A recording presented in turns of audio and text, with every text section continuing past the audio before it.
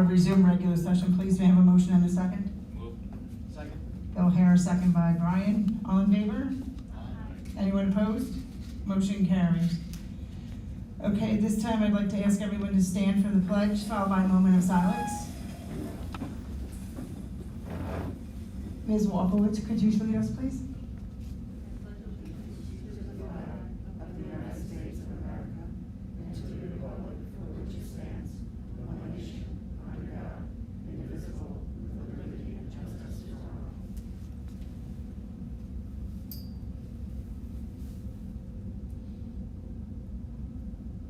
Thank you.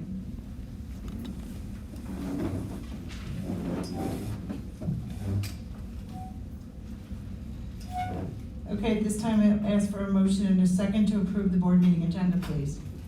I'll move it. Judy? I'll second. Second by Kara, all in favor? Anyone opposed? Motion carries.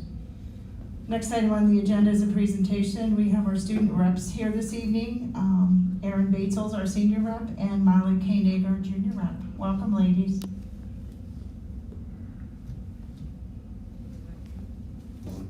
Push your button up.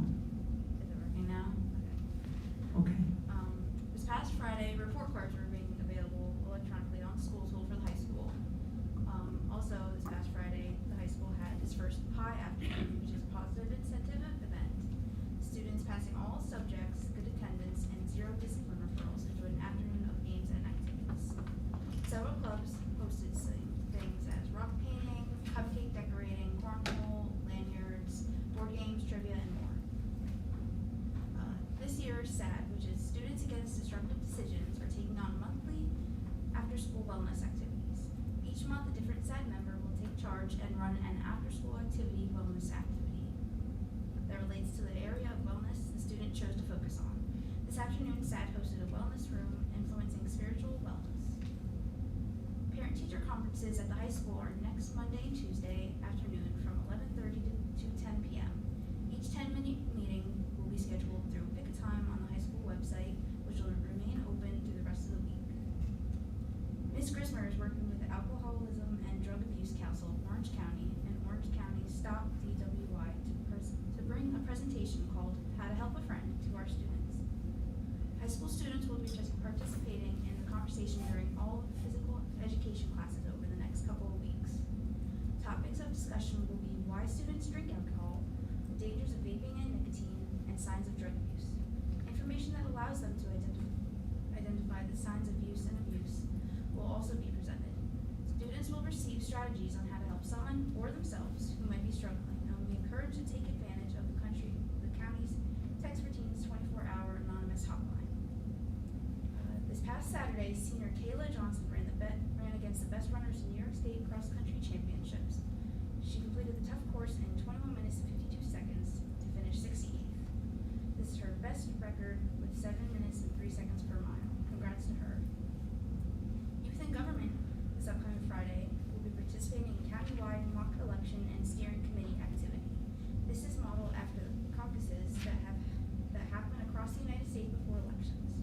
Students from all over the county will meet virtually and hear campaign speeches made by those who wish to run for an office, and each school will decide which candidate to support. At the end of the day, elections will be held. This is the second of 3 activities Youth in Government participates in. The varsity football team won the Section 9 Class B championship on Saturday. The final score was 41-16 over Red Hook. Congratulations to all the athletes and the entire coaching staff. On to the first game of the state tournament, where they will meet Section 1 champions, Pleasantville. That game will be in Middletown on Saturday, kickoff at 12 p.m. The Interact Club, a group dedicated to the concept of service over self, are kicking off their yearly Dollars for Dreams fundraiser. Dollars for Dreams is a donation-based fundraiser where they collect money from generous members of the community to give gift cards to exemplary students. Last year, despite COVID, they managed to raise $1,400, making a total of 28 deserving recipients. They are feeling even more optimistic this year. The high school Guidance Office will be hosting Financial Aid Night on Thursday, December 2nd in the high school auditorium at 6 p.m. Amanda Favel, financial aid counselor from Western Connecticut University, will be presenting. Members of the Port Jervis High School Advanced Concert Band and Symphonic Band marched in the annual Veterans Day Parade on Veterans Day. The high school drama club held its annual fall performance on Friday and Saturday, all together now. It was a cabaret show of popular Broadway show tunes, each performed by featured club members and backed up by the ensemble. The club wants to thank everyone who came to the show and would like to announce their next show, A Christmas Carol, a Reader's Theater, which will be held in the high school auditorium December 17th to 19th. The area All-State Music Festival is coming up this weekend at Newburgh Free Academy. Josephine Amato will be representing the Port Jervis High School Music Department at the festival. Members of the high school band marched in the annual Halloween parade on Halloween. The senior class is in the process of securing dates and travel details with the Disney travel agents for their trip to Disney World in early March. This year, HPE has adopted LEGO as their school theme. LEGO stands for Love Every Growth Opportunity. They are teaching students how to have a growth mindset and the power of the word yet. Students can earn LEGO bricks for positive behavior and good choices. The students are continuing to learn the 7 habits of highly effective kids by introducing a new habit each month at our character education assemblies. There have been 3 assemblies so far for the whole school outside in our blacktop. At the assemblies, the students learn a new habit and get to visit get a visit from our LEGO characters. This month, they are putting things first by collecting food to donate to our local food pantry. HB will also be stuffing a bus on Monday, November 22nd, to be driven full of food down to the food pantry. That's it. Thank you. Thank you, ladies. Okay, the next item on the agenda is a presentation on the capital project update. We have Mr. Scott Joel from BCA Associates and Mr. Lou Rodriguez from the Palumbo Group here.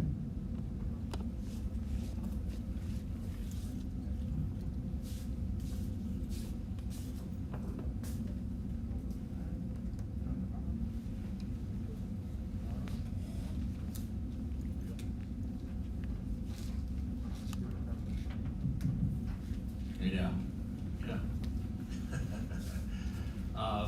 Hey guys, Mr. Rydell, thanks. Board of Education, thank you for having us here tonight to talk about the capital project. We just really want to talk to where we are in the process. This project was passed a couple of years ago. I think March of 2019? 20, okay. So we really want to get to a place where everyone understands where we are with the project, and then open it up to any questions you might have. So the agenda, really talk about where we are with the state education process, and of course the bidding of the work. We're going to talk a little bit about the scope of the project for phase 1. So this is just a portion of the work. Phase 1 at the middle school revisit our process for putting the project out to bid, and how we're putting this thing out to bid.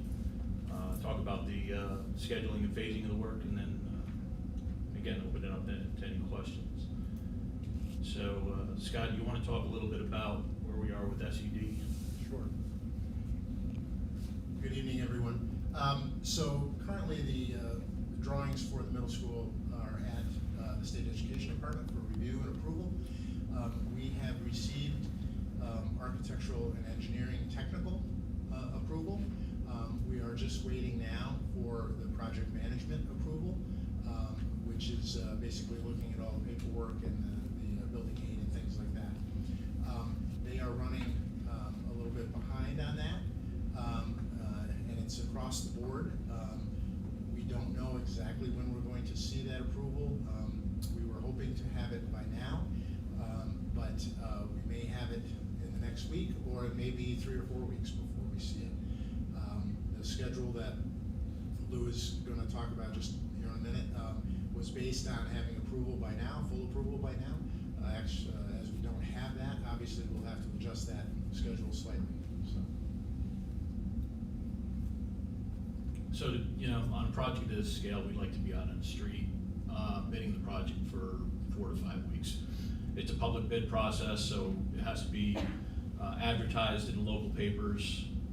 We have pre-bid conferences and whatnot, and as Scott said, our goal was to be out on the street this week, taking in bids middle of December, qualifying the contractors at the end of December, early January, making a recommendation to the board to award contracts in the middle of January. This would set us up for starting construction in the spring of 2022. So again, this is the schedule that we'd like. We are waiting on SED to allow us to get out to bid. And just one thing on the schedule, obviously if it slides a month or so, that's okay, or even 6 weeks.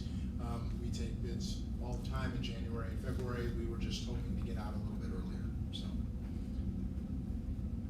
Next is yours, yep. Just gonna briefly touch on the main scopes of work for this project. I was here back in June for a presentation where we did a lot of detail on what is in this project at the middle school. But the drawing that you see on this slide shows on the, I guess it would be the left-hand side in the blue, that is the addition that's going to be built onto the building, which will house a new main entry, administration. There'll be a new kitchen and cafeteria, a new gym, and also locker room and athletic storage in that addition. And then the existing building where the gym is and the auditorium is now, those will be converted into classroom space. So we'll actually be doing 2 stories of classrooms in each one of those wings of the building. And that will, and then all the other, we're basically going to be taking all of the existing walls down inside the building and rebuilding the entire facility, basically from the inside out. So the shell will be the same, but as you know, this past summer we did a brick repointing project there to fix the masonry. The next thing will happen on the outside is we'll also replace all of the windows. There'll be all new mechanical systems, sprinkler systems, basically complete refurbishment of the building. And this presentation just shows the 3 different levels and shows the classroom spaces and the specialty spaces for that. Any questions on that? Thank you.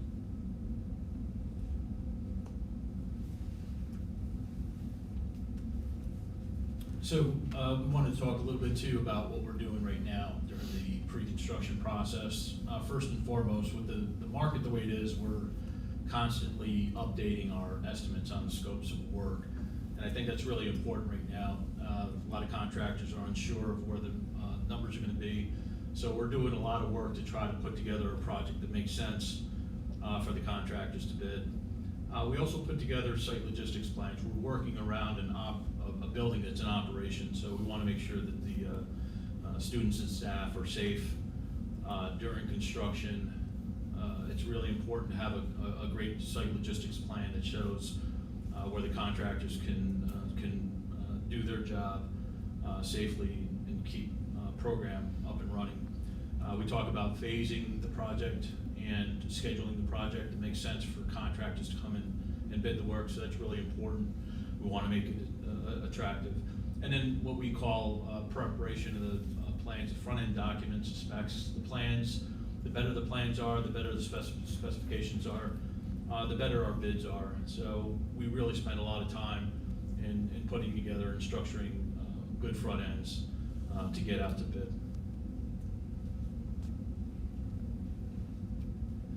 So what we're going to show here, I'm not going to get into a lot of detail, you're going to see site logistics, and this is actually what would be included in the bid documents for the project.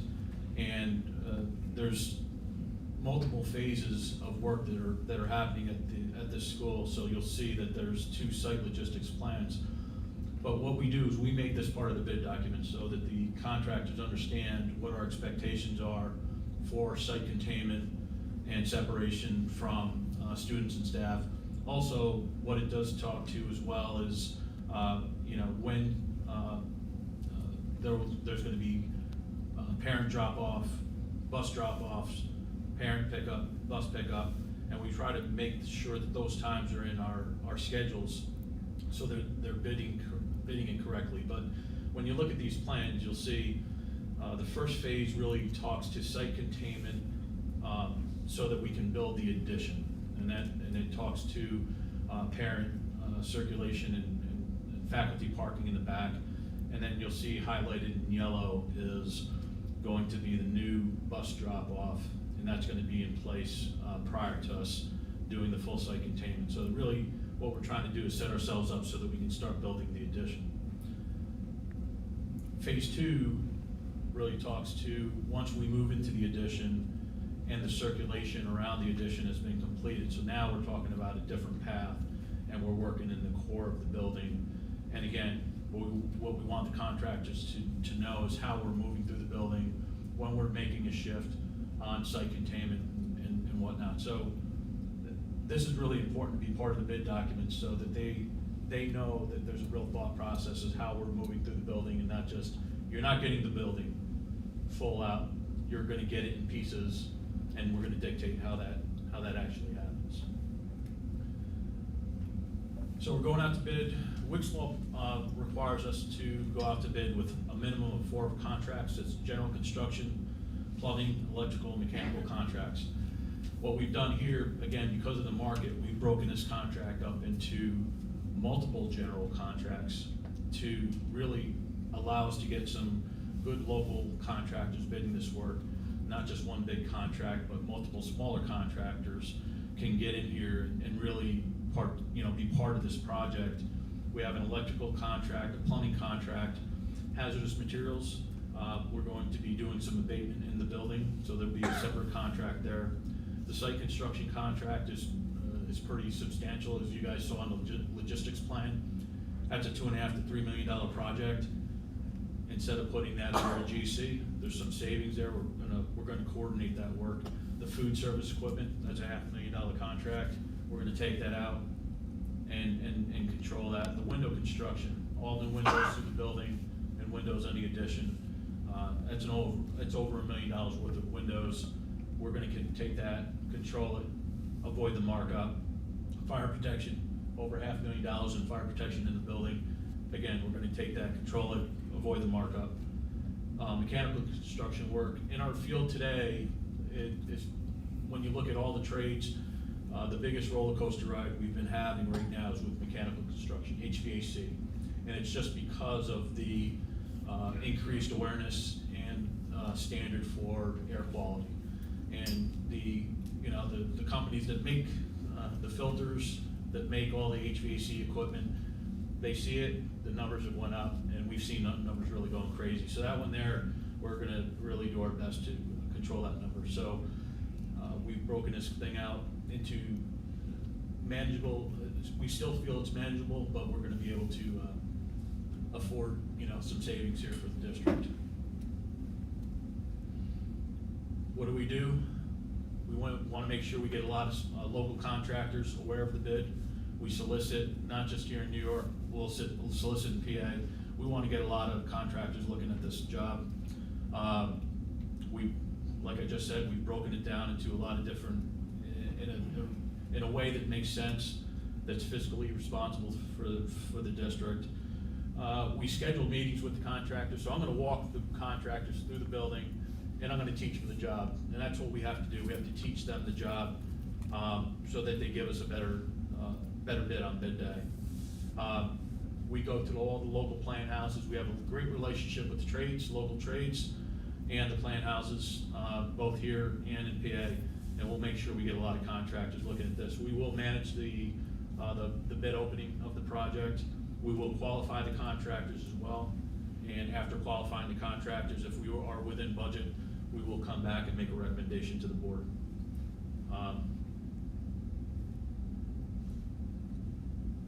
Schedule, I don't know, Scott, you wanna talk to that? Sure. Just to briefly give a 10,000-foot overview of the scheduling of the project. We're really we've broken this project into 3 phases, and essentially it's a 3-year project, each phase being essentially 1 year. So phase 1 is the addition. So if this bids the way we hope and we can award bids this winter, we would start construction on that addition this spring and summer. And that would go through all of 22 into the summer of 23. So at that point in time, really, the existing middle school as it currently stands would see very little interruption in its program during that time frame, because all of the focus would be on building the addition. Lou mentioned there's a lot of things in the specifications that we tie the contractors to, so that we try to limit, noisy operations to before school, after school, anything like that. So we really try to limit the amount of disruption that will happen during construction. But it is construction, and there will be some disruption. In this plan, the biggest year that will have the most disruption will be year 2, because the center part of the building, as we look at it, if you think about it, there'll be a new, if you're on East Main Street looking at the building, on the left-hand side will be the new addition. Well, in that second year, that new addition will be complete. But we will take the existing gym area and half of that existing building, and we will shut that down, close that off, so that it's completely separated from the staff and students. And that section of building will be worked on, and all of the demolition will occur, and all the new spaces will be built in there. In that year, there'll be classrooms on the right-hand side of the building. That'll all be classrooms, but the gym, cafeteria, etc., will all be in the addition. So we will connect those with a temporary corridor for that 1 year. That will definitely have an impact with staff and students, but we can't have staff and students passing through the construction zone. We have to separate that. So that's the plan right now. Then in year 3, when that center section is all done now, the students will move over to that area. So essentially, that center section will have all new classrooms, will be all done. The addition will be done, and we will do the remainder of the work on the right-hand side of the building. So in year 3, there should be very little disruption to the students at that point, because the addition will all be connected, and they'll be able to pass freely back and forth between the addition and the existing building at that point. So that's the plan. We're looking at substantial completion in the fall of 2025. So it's a 3-year process.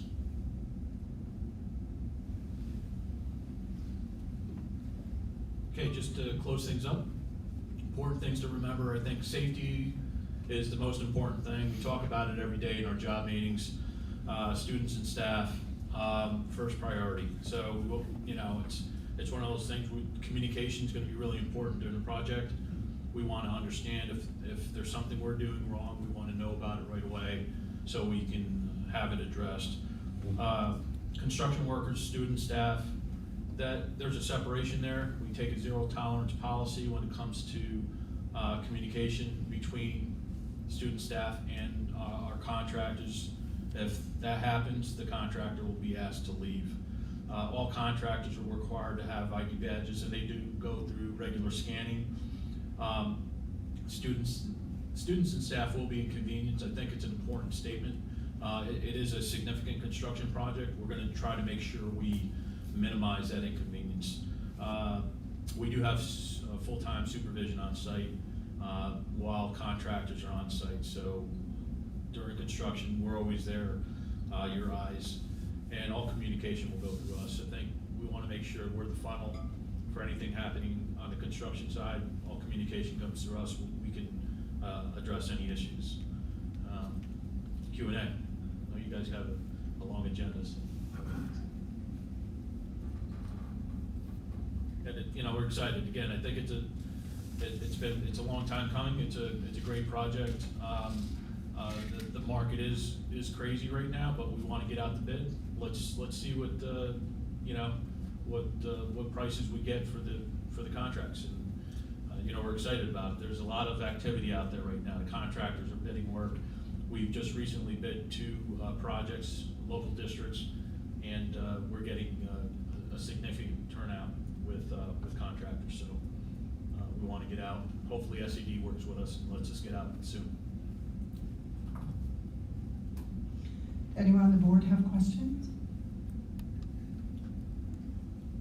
No? Well, I'd like to thank both of you gentlemen for coming this evening. It was very informative.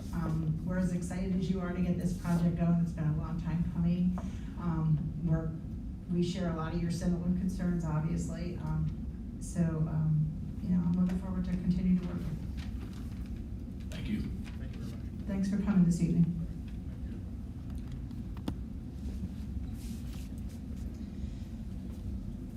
Okay, the next item on the agenda is that of public comment. We have one person signed up this evening. Connie Markle signed up to speak. Connie, as you approach the podium, I'll just remind you what the rules are for public comment.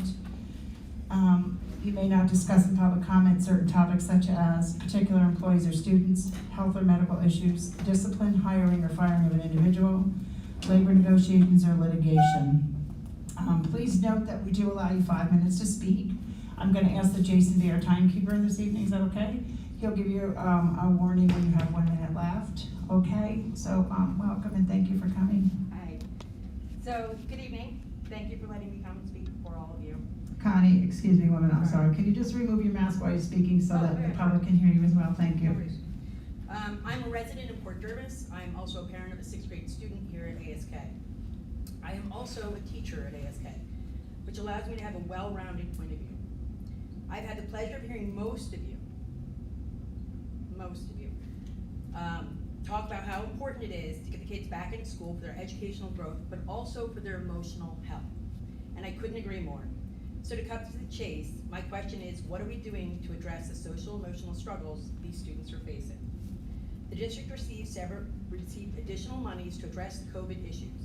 And while I agree that PPE and safety concerns are the priority for that money, social emotional learning needs to be a priority as well. Students endured their JFK or 9/11 moment for over a year, and they need help processing the hardships they have been facing.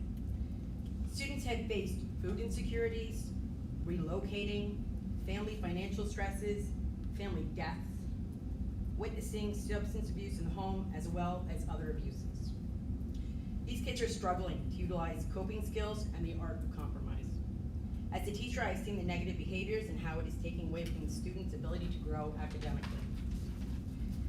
Port Jervis District has a mission statement. It reads as follows.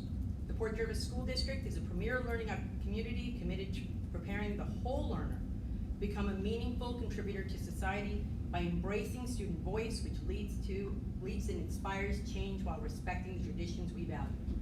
Whole learner. I thought a lot about that phrase and what I interpret it to mean. I take it to mean addressing not just the academics, but the social and mental successes as well.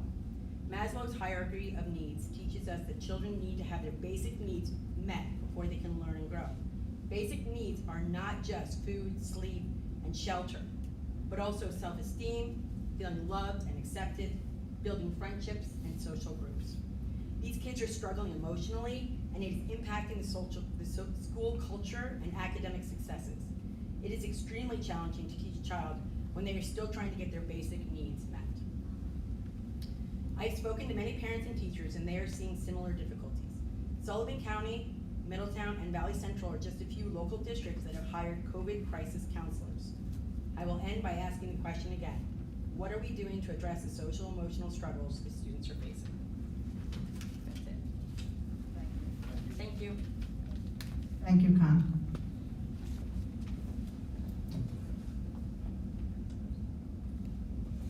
Next item on the agenda is that of administrative reports. Mr. Rydell. Thank you very much, and Erin and Molly did an outstanding job of covering a lot of the athletic pieces that I was going to highlight. So, but I did want to also point out that in addition to the football team and their tremendous success thus far, our volleyball team went into postseason, and Kayla Johnson did an outstanding job with the cross-country meet. But also our girls soccer program, I don't know if I missed this, if you covered this one, but Cora Keys and Bailey Hammock were both selected for the exceptional senior game that was held at NFA a few Sundays ago, and that was a great event, and definitely certainly an honor for both of them. And Bailey was also selected as a Section 9 All-Star and on the All-Section team, so way to represent Port Jervis as well as your soccer teams. And winter season actually began yesterday, so certainly excited about continued success for those sports and for those athletes.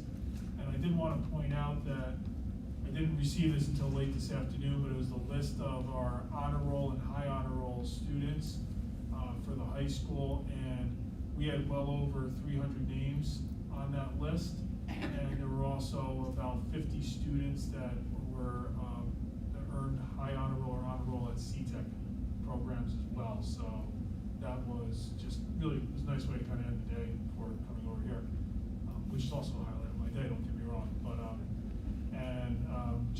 I'll just briefly touch on the public comment.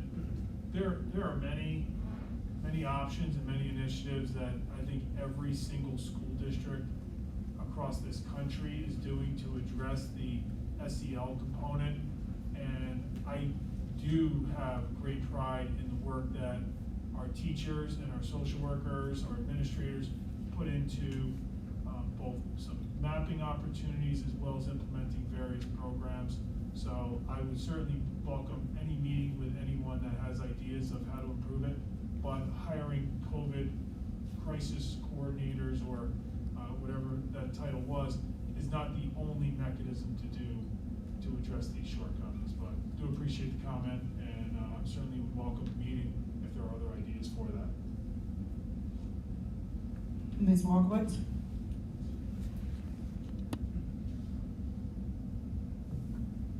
Good evening. I just want to update our November 2nd conference day.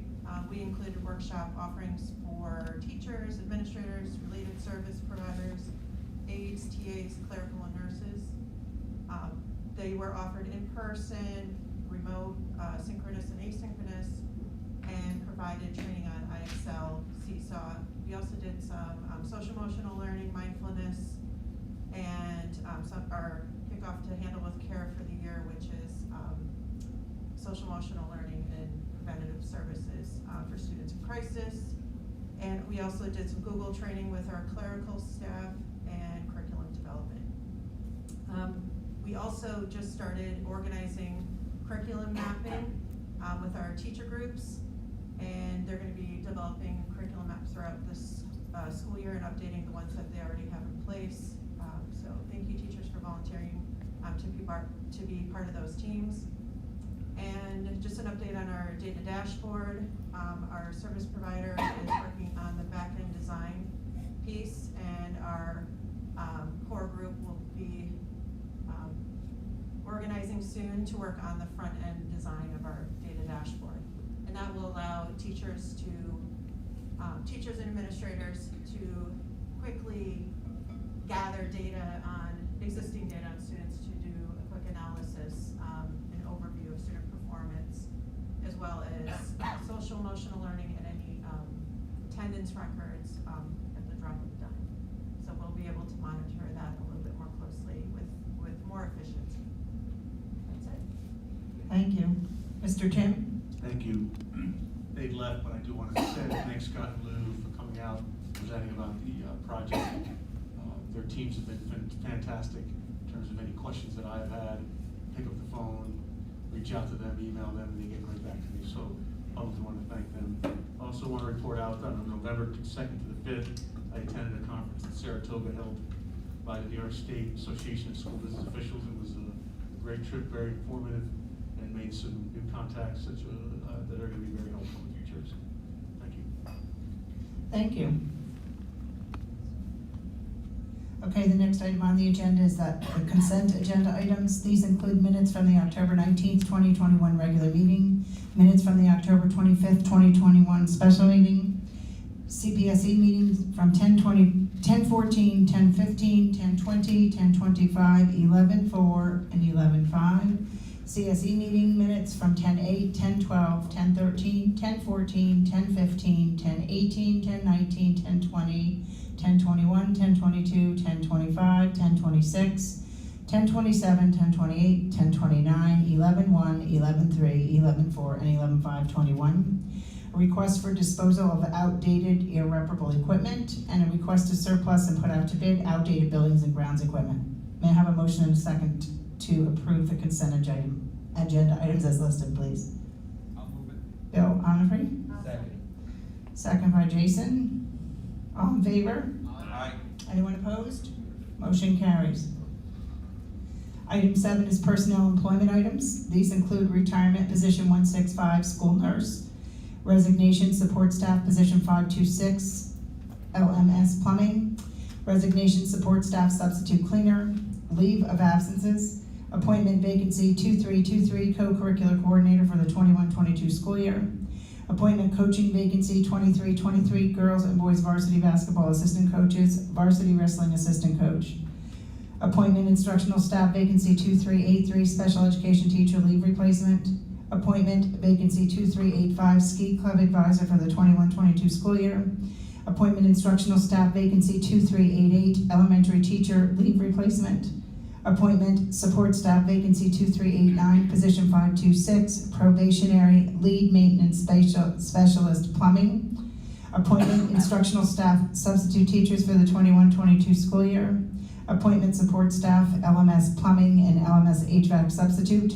appointment support staff substitute food service helper, appointment support staff substitute cleaners, and correction to board docs personnel agenda item from the October 5th, 2021 meeting. May I have a motion and a second to approve the personnel items as listed, please? Moved by Bill Harris, Second. second by Bill Onifrey. All in favor? Aye. Anyone opposed? Motion carries. Item 8 is action items. So 8A is approval of the external independent audit report for the 2020-2021 school year. May I have a motion and a second to bring this item to the floor, please? I'll move it. Bill Onifrey, Second. second Brian Dewey. Any questions on this item? All in favor? Anyone opposed? Motion carries. Item 8B is donation from Orange County ADAC to the Port Jervis City School District. May I have a motion and a second to bring this item to the floor for discussion, please? I'll move it. Judy, I'll second. second by Kara. Are there any questions on this item? Just that it's a really cool thing to offset the cost of that, for the posters. Okay, all in favor? Aye. Anyone opposed? Motion carries. Item 8C is approval of the CSE Vendor Behavior Analytic Strategies, PLLC. May I have a motion and a second for this item, please? Move it. Judy? Second. Who seconded? Brian. Brian? Any questions on this item? All in favor? Aye. Anyone opposed? Motion carries. Item 8D is the annual school election and budget vote calendar for the May 17, 2022 vote. May I have a motion and a second for this item, please? I'll move it. Bill Harris? Jason? Are there any questions? All in favor? Aye. Anyone opposed? Motion carries. Item 80 is corrected tax roll from both Orange County and Sullivan County Real Tax Services against the 21-22 tax warrant. May I have a motion and a second on this item, please? I'll move it. Judy? Second. Second. Bill Onifrey? Any questions? All in favor? Aye. Anyone opposed? Motion carries. Item 8F is response to the 2020-2021 management letter comments. May I have a motion and a second for this item, please? I'll move it. Bill Onifrey? Second by Jason. Are there any questions on this item? All in favor? Anyone opposed? Motion carries. Item 8A is a secret action regarding the middle school boiler replacement. I need a motion and a second, but this will be a roll call vote. I'll move it. Bill Onifrey? Second? Second by Brian Dewey. Okay, Judy? Yes. Brian? Yes. Nancy's absent. Bill Harris? Yes. Jason? Yes. Bill Lonifray? Yes. Kara? Yes. Flo? And I'm a yes. Okay, item 8H is policy first reading of policy numbers 1140, 1610, 1611, 1620, 1630, 1510, 1512, and 1513, and deletion of policies 1710 and 1715. May I have a motion and a second to bring this item to the floor, please? Second. Okay, now I just have to find the report. Hold on 1 minute.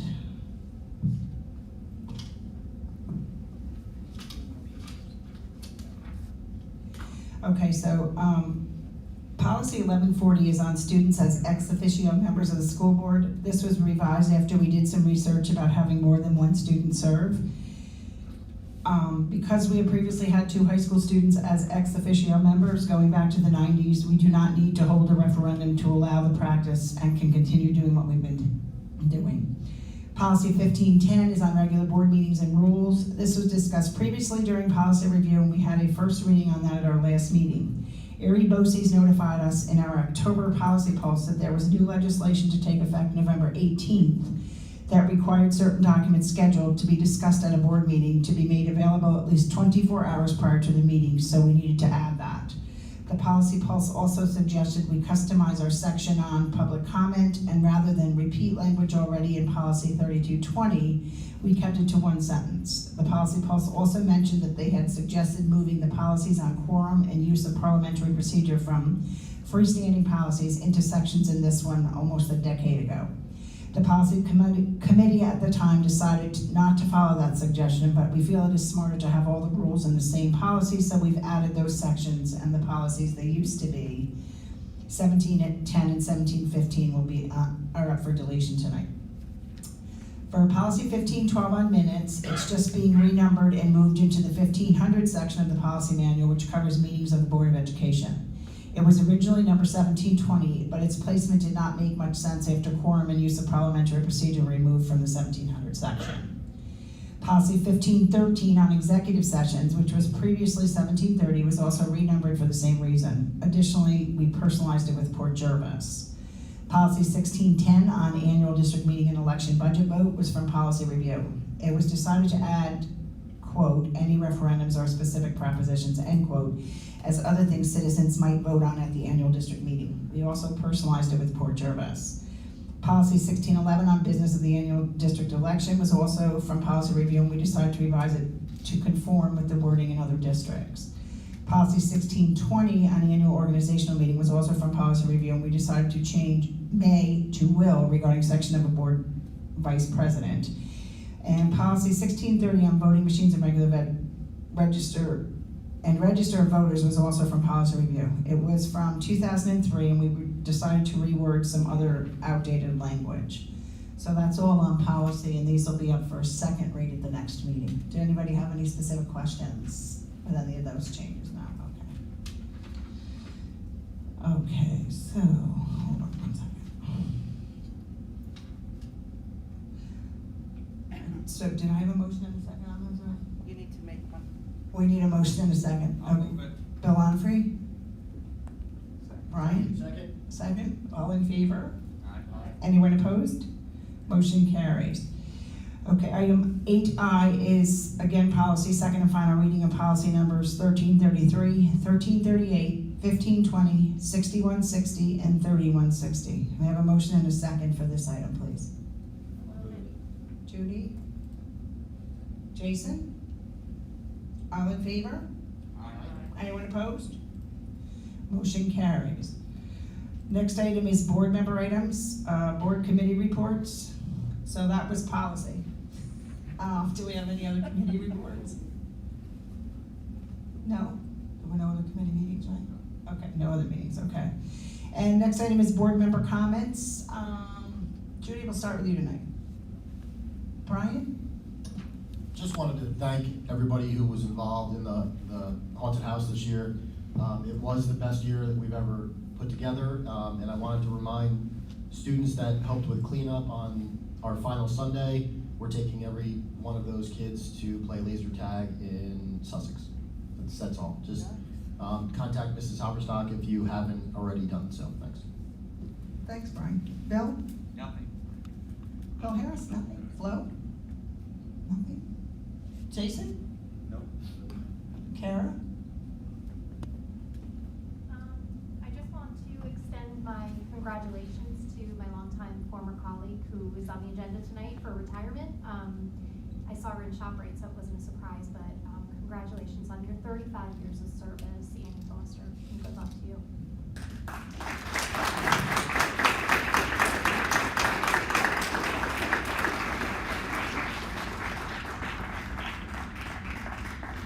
Okay, I too would like to congratulate Annie and all the athletes who were mentioned in the previous items this evening. I also had the pleasure of attending the All Together Now. It was so nice to see the kids back on the stage again. I think they had a great time. This time I have a letter that I've been asked to read from the Orange County School Boards Association. And it's a letter addressed to me as the president stating, as we celebrate school board recognition this month, the Executive Committee of Orange County School Boards Association would like to acknowledge and thank you and all your board members for the exceptional contributions you make to your students, faculty, and staff, and to your local community throughout the year. School board service can be deeply satisfying and rewarding. It can also come with many challenges under the best of circumstances, and this past year tested school districts and board trustees beyond any normal expectations. Yet board members rose to meet the never-ending demands and constant changes and went to tremendous lengths to try and ensure that the needs of their students didn't go unmet. The success of these efforts can only be a result of respectful collaboration and strong teamwork. Your steadfast service to your students did not go unnoticed by OXFA, and we are grateful for all your efforts. Thank you for being a beneficial influence in the lives of your community's children and for your dedication to your school district and the public at large. It takes strong schools to build strong community, and you're all making a positive difference. Keep up the good work. And I'd like to say that I'm proud to be affiliated with each and every one of you here and everyone in this district. There is a card here from the School Board Association. I'll pass it out before we leave this evening. The only other thing that I would like to say is I wish our entire faculty, staff, students, teachers, anybody that's affiliated with our school district and their families a healthy and happy Thanksgiving season. Mr. Rydell would like to speak. Sure. So, Mr. Dewey, you brought up the generosity, and certainly ADAC is exceptionally generous. I just wanted to probably do a better job of explaining what's going on there. So, both of the county winners were actually from Port Jervis High School. So, what they do is they then, which is wildly impressive, right? Not a surprise, but wildly impressive. ADAC will then print off those, and it'll be posted throughout county offices, etc. And since both are from the same school district, it opens up the opportunity to use BoE services in order to do that. That would have to go through the school district, so we're having them all printed. We will have them throughout our district, but then they're reimbursing us for the vast majority of that. So that's how that's working out, and it really allows us to get more of those images and partner with BoE. Just wanted to explain that. Thanks for sharing.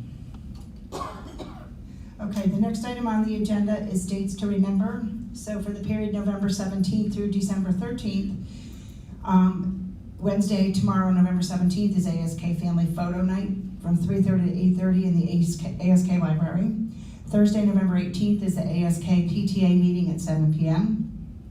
Monday and Tuesday of next week, November 22nd and 23rd, is a half-day superintendent conference day. Dismissal middle school and high school at 10:30, elementary at 11:30. That's district-wide. Wednesday through Friday, November 24th to 26th, is Thanksgiving recess, no school, all day, district-wide. Friday, December 10th, grades K to 6 trimester 1 report cards will be issued. This is a district-wide elementary initiative. And Tuesday, December 14th, is our next meeting at 7 here in the high school cafeteria. As a reminder, for meeting, seats here are limited, so if you wish to attend the next Board of Education meeting in person, please contact the district clerk at 845-858-3100, extension 15511, or by email at klopez@pjschools.org, no later than the day preceding the meeting. When contacting, please note whether to reserve time for you to address the board during the public comment portion of the meeting, and if so, the general topic of the comment. Okay, so at this time, I'd like to entertain a motion to enter into executive session for the purpose of discussing litigation and personnel matters, please. I'll move it. Bill Onifree, Brian Dewey, all in favor? Anyone opposed? And I do not expect, there will be no action after the meeting. Thank you everyone for coming out this evening.